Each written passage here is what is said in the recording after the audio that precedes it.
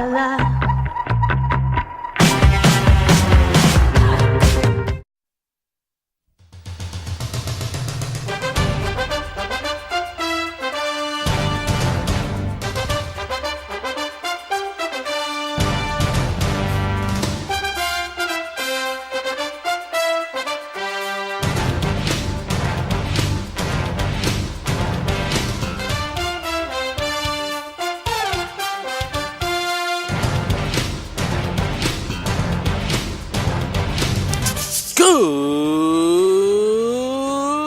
afternoon, everybody. How you doing today? And welcome to the latest edition of the Drew Mania Live podcast. So great to have you with us for this Friday, the 8th day of December, the year 2017. And of course, this is yours truly, Angelo Perry.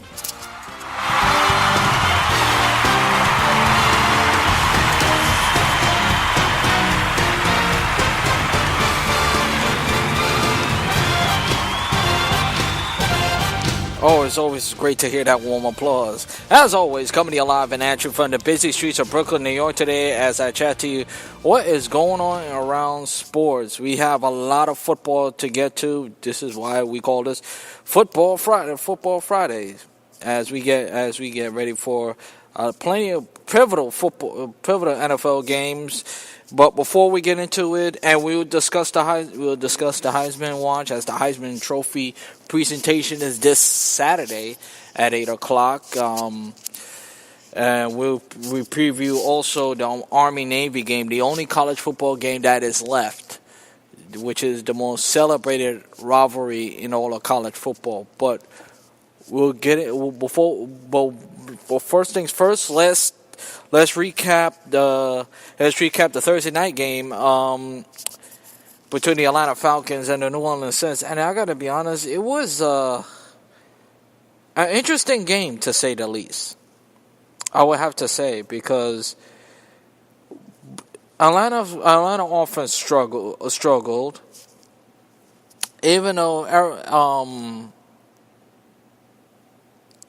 though the Saints had couple of opportunities, but didn't capitalize. And give credit to Atlanta defense. Atlanta made the only reason why Atlanta won this game, because they just stopped them in their tracks. And it's simple. The running game for the Saints, and most importantly, before I get into the running game, it ended It ended the New Orleans Saints' long winning streak. As we talked about it, this game, we talked about it yesterday, that these two teams are evenly matched, and it could have gone. I knew it could have gone either way, but it was a competitive game. As I mentioned with Atlanta, their offense struggled, and their defense helped to bail them out on a couple of times, and give credit to Atlanta defense. That interception by Deion Jones was a big time interception. I didn't think it was a bad throw, to be honest with you. I think Drew Brees didn't put a lot of zip in the game, and that was his only turnover of the game. On the other hand, Matt Leinart had a rough game. He really had a rough game. 15 out of 27, 221 yards, one interception, but thrown 3 picks. Okay, one of the interceptions wasn't his fault. The two first ones, I should say, wasn't his fault. But the one towards the end zone in the beginning of the third quarter, like 10 minutes to the third quarter, I don't know why he threw that football. I really don't. He should have run into the end zone, to be honest with you. And Julio Jones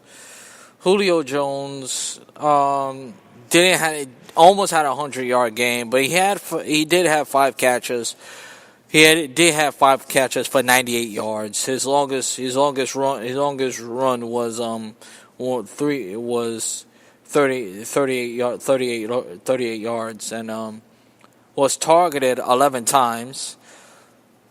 Emmanuel Samu Emmanuel Samuel had 6 catches for 83 yards.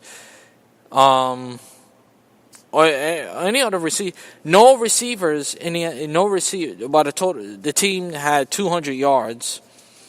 And all of them had 50, all in combined of 215 yards. Excuse me.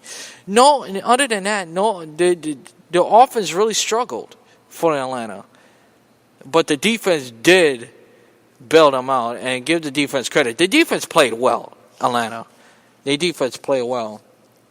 And as far as New Orleans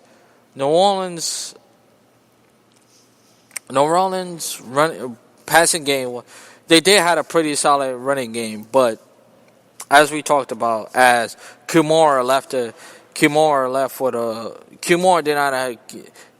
Ingram did not. The running game was not up to par, obviously, as Kumar I was out the game. Didn't return because he had a concussion. But Ingram, let's be honest, the Atlanta defense had him in check. 49 yards, only 12 carries, and his longest run was 14 yards. But give Atlanta credit.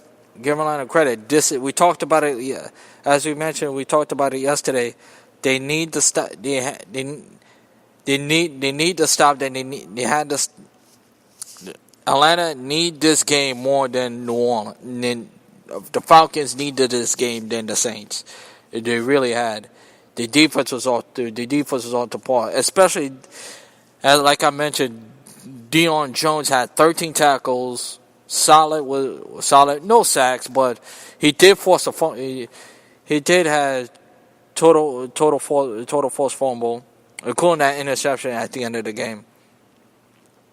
But one thing about Atlanta that has to do better, I think, Matt Ryan clearly had to make better decisions with the football. I didn't like the way Matt Atlanta played yesterday. I don't know what I saw for Matt Ryan. I don't know why I just say Matt Leinart, but I don't know why I don't know what the heck I see from Matt Ryan. He got to play better. It's a good thing. He should have taken his defense, because his defense could have easily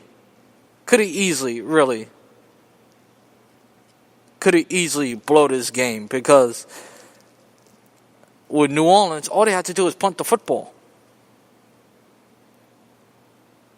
If you really want to stop it, if you really want to, if you go there, they really could have stopped this game, could have made this game a lot interesting than you expected, obviously. But you got to give credit where credit's due, and again, Atlanta made the stop that they need to make. They really did. And real quickly, Drew Brees and the Saints was beat up left and right. I mentioned Kimura had a concussion. There was a lot, obviously. Jones with with concussions.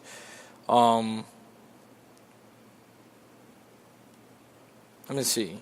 Let me see if I have the. I'm trying to. I know I wrote it somewhere, but I had it with me. I know that for a fact. But like I mentioned, there was a lot of injuries happening in this game. It really did. But nonetheless, Atlanta had more total offense than the Saints. Their defense, the Falcons' defense, for the most part, played well enough to win the game. And now, Atlanta could control their own destiny. If the playoffs ended today, it looked like Atlanta could get the final playoff spot, because, as I told you yesterday, I don't see Dallas Even though if Dallas run the table, that loss against Atlanta is going to come back to bite them. It really will. They beat Seattle, so that's a huge factor. So let's keep that in mind, folks. But other than that, if you're Atlanta, that win was huge because you put yourself in a big spot. Big spot. And obviously, we talked about Thursday night football. We talk about Thursday night. Listen, we don't need to go there about Thursday night and stuff like that. Now, real quickly, well, that was the story from the Thursday night football. But I wanted to, before I get into the Army Navy game, before I get into the Heisman Trophy, I should say, I want to spend a little time on what Mike Mitchell said, and I know it's old news. I know it's a couple of days old, and he said he basically paraphrased. He basically say, if you're not here, he basically say, if you the NFL is for grown men, and it's not, because what happened with Ryan Shazier, and there was a lot of nasty physical hit, no question, in the National Football League. And a lot of nasty hits in the National Football League, and they blame it mostly on and let's not forget, and this just in.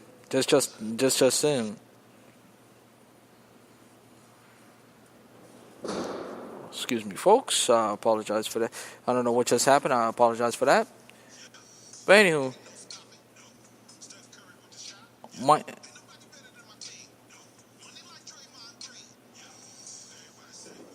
what happened with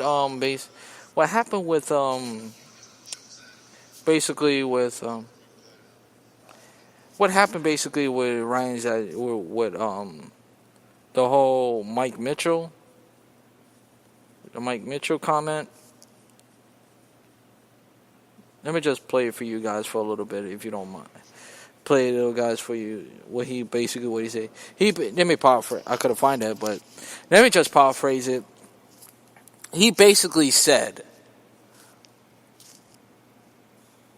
"This is for grown men. This is for grown men football. This game of football is for grown men, because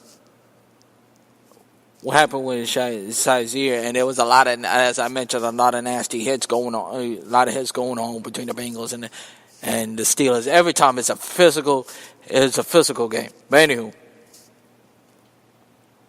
if you're not here to play this, if you're not mentally tough to play this sport, then you should have put on the pads on and might as well put in flag football." Now, when I heard that, he sounded exactly like me, because that's what I'm thinking as far as where the state of the NFL is going. And to me,